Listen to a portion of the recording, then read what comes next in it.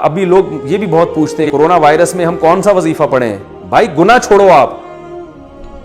دنیا کے اسباب بھی اختیار کریں کہ کراؤڈ میں نہیں جانا، اور جو بھی اسباب جو ڈاکٹر بیان کر رہے ہیں وہ دنیا کے اسباب ہیں، اور جو علماء بیان کر رہے ہیں وہ سب دنیا کے اسباب ہیں، لیکن علماء دنیا کے ساتھ ساتھ آخرت کے اسباب بھی بیان کرتے ہیں۔ آخرت کے اسباب یعنی کورونا وائرس کے جو دینی اسباب ہیں وہ کیا ہیں؟ رسول اللہ صلی اللہ علیہ وسلم نے فرمایا جب کسی قوم میں بے حیائی آتی ہے تو ایسی ایسی وبائیں آئیں گی کہ تمہارے باپ دادا نے کبھی سنی بھی نہیں ہوگی۔ تو کورونا کی وبا سے اگر اجتماعی سطح پہ بچنا چاہتے ہیں تو اجتماعی سطح پہ بے حیائی سے بھی توبہ کرنی پڑے گی، وہ کرنے کے لیے تیار نہیں ہے۔ صبح شام فون آ رہے ہیں، ادھر کوئی وظیفہ بتا دیں، کوئی وظیفہ بتا دیں، ابے تو چھوڑ دے، ایک گناہ تو چھوڑ دو بھائی، تم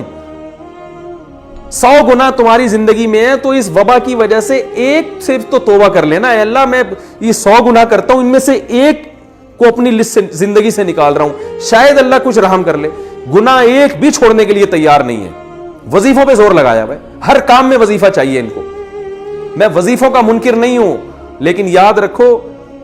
کہ جو چیز جس چیز کا سبب ہوتی ہے نا، اس سبب کو ہٹانا پڑے گا آپ کو۔ جب تک وہ سبب زندگی سے دور نہیں کرو گے وہ مصیبت نہیں ٹل سکتی،